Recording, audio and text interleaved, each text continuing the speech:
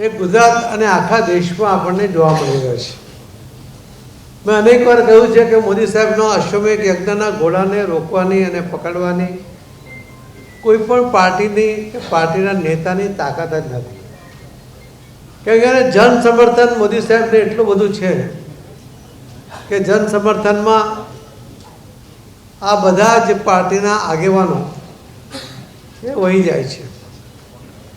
આ ઇલેક્શનમાં પણ માનનીય પ્રધાનમંત્રી મોદી સાહેબની લોકપ્રિયતા, એમના પરનો લોકોનો વિશ્વાસ, શ્રી અમિતભાઈ શાહ સાહેબનું માર્ગદર્શન, મુખ્યમંત્રી શ્રી ભૂપેન્દ્રભાઈ પટેલ એમના દ્વારા કરેલો પ્રવાસ, એમનો સંપર્ક અને સરકારના કામો અને ભારતીય જનતા પાર્ટીના તમામ આગેવાનો અને તમામ કાર્યકર્તાઓએ કરેલી મહેનત, એનું પરિણામ અને ટીમ તરીકે જે ભાજપના કાર્યકર્તાઓએ કામ કર્યું છે એના પરિણામે આજે આ ભવ્ય જીત મળી છે. એના માટે હું ભારતીય જનતા પાર્ટીના પાયાના કાર્યકર્તાઓને સૌથી પહેલાં એમને અભિનંદન આપું છું. મોદી સાહેબનો અને શ્રી અમિતભાઈ શાહ સાહેબનો પણ આભાર વ્યક્ત કરું છું. શ્રી મુખ્યમંત્રી શ્રી ભૂપેન્દ્રભાઈ પટેલ એમનો પણ અને સૌ આગેવાનોનો પણ આભાર હું માનું છું. પ્રિન્ટ અને ઇલેક્ટ્રોનિક મીડિયાના મિત્રોએ પણ જે વાતાવરણ હતું એને સાચી દિશામાં લોકો સુધી પહોંચાડવામાં જે માધ્યમ બન્યા એના માટે આપ સૌનો પણ ખૂબ ખૂબ આભાર માનું છું. અમારી કલ્પના જે હતી એમાં થોડી કચાશ રહી ગઈ. અમે 68માંથી 68 સીટ જીતવા માંગતા હતા, પણ 2 સીટ એ એનસીપીને મળી, 1 સીટ કોંગ્રેસને મળી. એની પાસે ગયા વખતે 13 સીટ હતી, એમાંથી ફક્ત 1 સીટમાં એ બચી શક્યા. એમાં પણ આપની સાથેની સ્પર્ધામાં એ માંડ છેલ્લા રાઉન્ડમાં એ જીતી શક્યા. એ તો એમાં 68માંથી પણ એમનો એકડો નીકળી જાત, પણ એકડો રહી ગયો. જે રીતે 51 સીટો ગયા વખતે નગરપાલિકાની જે ભારતીય જનતા પાર્ટી પાસે હતી, આ વખતે 14નો વધારો થયો છે. 60 સીટો અમે ક્લિયર કટ જીત્યા છે, જંગી બહુમતી સાથે જીત્યા છે. અને 5 સીટોની અંદર જે કેટલાક અપક્ષો છે એમણે અમને ટેકો આપવા માટેને વાત કરી છે. એના આધારે અમે કુલ 65 નગરપાલિકા એ સંપૂર્ણપણે ભારતીય જનતા પાર્ટીના માધ્યમથી અમે લોકોની સેવા કરવા માટેની તક એ ભાજપના કાર્યકર્તાઓને મળી રહી છે. તમે રિઝલ્ટનું વિશ્લેષણ કરશો તો જોવા મળશે કે લગભગ 7 જેટલી નગરપાલિકામાં કોંગ્રેસનું ખાતું પણ નથી ખુલ્યું, અને બાકીના જે સીટોમાં પણ કોઈ જગ્યાએ 1-2 આવા ઓછી સીટો એમને મળી છે. એના પરથી જ ખ્યાલ આવે છે કે કોંગ્રેસને ઘસારો પણ જબરજસ્ત લાગ્યો છે, અને મોદી સાહેબના નેતૃત્વમાં ભારતીય જનતા પાર્ટીને અને એના કાર્યકર્તાઓ પર લોકોનો વિશ્વાસ પણ વધ્યો છે. તમે જોયું હશે કે ધારાસભ્ય પોતે જ્યારે ઇલેક્શન લડ્યા નગરપાલિકામાં એમણે પણ હારનો સામનો કરવો પડ્યો. ચાણસ્મામાં પણ કોંગ્રેસના ધારાસભ્યો તો ત્યાં પણ બંને નગરપાલિકા ભારતીય જનતા પાર્ટી જીતી છે. અને પોતાના નેતા કેવડાવતા એવા આકલાવના ધારાસભ્ય, કોંગ્રેસના ધારાસભ્ય એમણે તો મેન્ડેટ આપવા માટેની હિંમત જ નહીં બતાવી. મને લાગે છે કે આટલી નાલેસી જે કોંગ્રેસને જોવા મળી છે તે આવા પાયા વગરના જે નેતાઓ છે એના કારણે કે એમને હિંમત ગુમાવી દીધી છે. અને એમાં જે ભારતીય જનતા પાર્ટીને 10 સીટો મળી છે, બાકીના ઉમેદવારો જીત્યા છે, અપક્ષો જીત્યા છે, એમાંના 3 એ ભારતીય જનતા પાર્ટીની સાથે છે. એટલે આકલાઓમાં પણ ભારતીય જનતા પાર્ટીના જ કાર્યકર્તાઓને સેવા કરવાની તક મળી રહી છે. જે રિઝલ્ટ છે એમાં જો સ્ટ્રાઇક રેટ જોઈએ તો લગભગ જે 68માંથી 65 સીટ, 1 મહાનગરપાલિકા અને 3 તાલુકા પંચાયત, એના પ્રમાણે 96% સ્ટ્રાઇક રેટ આવ્યો છે. એ પણ એક રેકોર્ડ છે. અને ફક્ત નગરપાલિકાને ગણીએ તો પણ 95.58%નો સ્ટ્રાઇક રેટ એમાં એ જોવા મળી રહ્યો છે. આ જે સ્ટ્રાઇક રેટથી લોકોએ જે વિશ્વાસ આપ્યો છે એના કારણે ભારતીય જનતા પાર્ટીના આગેવાનોની અને કાર્યકર્તાઓની જવાબદારી વધી છે. પણ લોકોએ મૂકેલો વિશ્વાસ એને એટલે નહીં જવા દઈશું. એમણે જે વિશ્વાસ મૂક્યો છે એ વિશ્વાસ અકબંધ રહે, એ વિશ્વાસ વધે એના માટે અમે એ પ્રકારની કામગીરી કરીને એ વિશ્વાસને વધારીશું. મને લાગે છે કે આવનારા 10 મહિના પછી એ મહાનગરપાલિકા જૂની 8 અને નવી 9 એમ કરીને 17 જેટલી મહાનગરપાલિકાના ઇલેક્શન છે એનો રિઝલ્ટનું પ્રતિબિંબ એ આજે આપણને આ રિઝલ્ટમાં જોવા મળી રહ્યું છે. આજે ભવ્ય વિજયને કારણે અમારી જવાબદારીઓ જે વધી છે એટલા જ માટે અમે જે જીતેલા ઉમેદવારોને પણ અને સૌ કાર્યકર્તાઓને પણ આ વિજયને વધામણા ચોક્કસ કરે, પણ જવાબદારી વધી છે, લોકોનો વિશ્વાસ વધ્યો છે. એ વિશ્વાસ જાળવવા માટેનો પ્રયત્ન પણ સાથે સાથે સભાનપણે કરે એવો અમે સૂચના પણ આપી છે અને હજુ પણ આપીશું.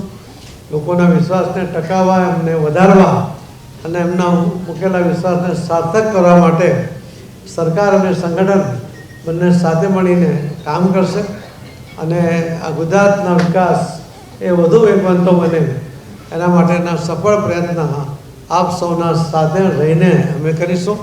ફરીથી હું પ્રિન્ટ અને ઇલેક્ટ્રોનિક મીડિયાના મિત્રોને વિનંતી કરું છું કે આપના માધ્યમથી આ વિજયને લોકો સુધી પહોંચાડો અને એમને મૂકેલા વિશ્વાસને અમે સાર્થક કરીશું.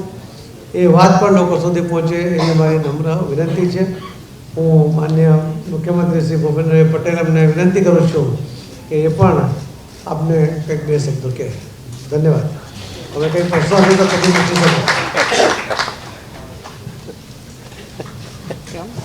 ના કંઈ બરોબર છે એટલે બાજુ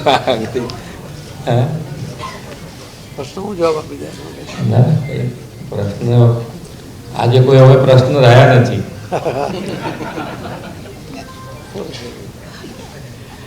આજની પ્રેસ વાર્તામાં પ્રદેશના યશસ્વી અધ્યક્ષ અને કેન્દ્રીય મંત્રી સી આર પાટીલજી, અમારા વડીલ મુરબ્બી સુરેન્દ્ર કાકા, રજનીભાઈ, વિનોદભાઈ, ગોરધનભાઈ, જયંતિભાઈ, આપ સૌ ઉપસ્થિત સૌ કાર્યકર્તાઓ, ધારાસભ્યશ્રીઓ અને પ્રેસ મીડિયાના સૌ મિત્રો, આપ સૌને મારા નમસ્કાર. આજે માનનીય વડાપ્રધાનશ્રીના નેતૃત્વમાં જે વડાપ્રધાનશ્રીનો કાર્ય મંત્ર છે, સૌનો સાથ, સૌનો વિકાસ, સૌનો વિશ્વાસ અને સૌનો પ્રયાસ, આ કાર્ય મંત્ર સાથે ભારતીય જનતા પાર્ટી એક થઈ હંમેશા ભારતીય જનતા પાર્ટી સંગઠન અને ચૂંટાયેલી પાંખ એક સાથે કામ કરતી હોય છે અને એના પરિણામે આજે ગુજરાતમાં ખૂબ સારી સફળતા સાથે વિજય મેળવ્યો છે.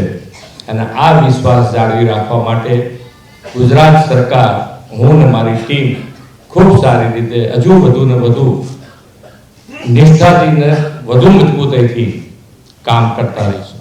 ધન્યવાદ.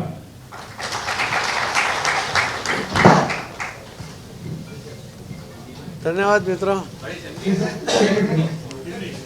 माननीय प्रदेश अध्यक्ष ने केंद्रीय गृह मंत्री श्री पाटिल साहब, मुख्यमंत्री श्री ने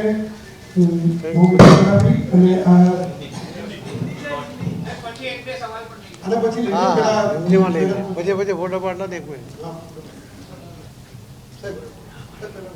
પછી रख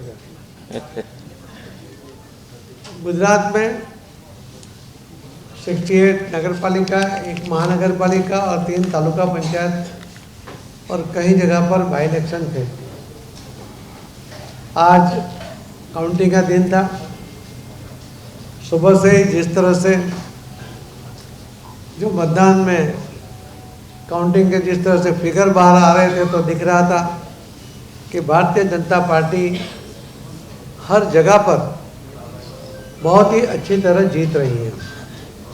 माननीय हमारे प्रधानमंत्री श्री नरेंद्र मोदी जी, श्री अमित भाई शाह जी और हमारे मुख्यमंत्री श्री भूपेंद्र भाई पटेल जी, उनके ऊपर विश्वास रखते हुए संगठन के साथ लोगों ने जिस तरह से भारतीय जनता पार्टी के कैंडिडेट को विजयी बनाया है, उनके लिए मैं उनका बहुत बहुत आभार व्यक्त करता हूं। माननीय प्रधानमंत्री श्री मोदी साहब का भी बहुत बहुत धन्यवाद करता हूं कि उनकी लोकप्रियता, उन्होंने गुजरात को जिस तरह से डेवलप किया है, उन्होंने जिस तरह से गुजरात के लोगों को एक विश्वास दिलाया है और उनका विश्वास को, उनके ऊपर विश्वास करते हुए जिस तरह से लोगों ने, मतदाता भाई बहनों ने भारतीय जनता पार्टी के कैंडिडेट को मतदान किया है, उसके लिए मैं मतदाताओं को भी, मोदी साहब का, अमित भाई शाह साहब का भी बहुत बहुत आभार व्यक्त करता हूँ।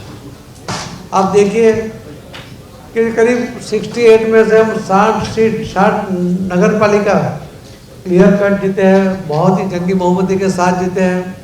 उसमें से 7 नगर पालिका ऐसी है कि जहाँ पर 100% सीटें ये भारतीय जनता पार्टी को मिली है, कांग्रेस का वहाँ अकाउंट भी नहीं खुला और कई जगह तो सिर्फ 1 या 2 सीट उनको मिली है। 5 सीट के अंदर जो अपक्ष है उन्होंने हमें सपोर्ट करने के लिए कहा है, उसके आधार पर हम टोटल 65 नगर पालिका में भारतीय जनता पार्टी का बोर्ड बनेगा। 2 जो है वो एनसीपी के कैंडिडेट वहाँ पर उन्होंने जीता है 2 नगर पालिका और सिर्फ 1 नगर पालिका वो कांग्रेस को मिली है, वो भी लास्ट में आपके साथ, आप पार्टी के साथ उनके संघर्ष में लास्ट मोमेंट पे वो 1 बचा पाए हैं। उनके पास 13 नगर पालिका थी, उसमें से 12 वो हारे हैं। भारतीय जनता पार्टी के पास 51 थी, वो हम 65 पर पहुँचे हैं। ये अपने आप में बहुत बड़ी बात है। भारतीय जनता पार्टी के पास जो टोटल थी 51 थी, उसमें से हम 1 हारे हैं, मगर 14 हमने प्लस किया है। उस तरह से देखा तो हमने 15 प्लस हुई, तो हम 65 पर उसके अंदर पहुँचे हैं। जो टोटल स्ट्राइक रेट 68 नगर पालिका, 1 महानगर पालिका, 3 तालुका पंचायत, उसका जो स्ट्राइक रेट है वो 96% है।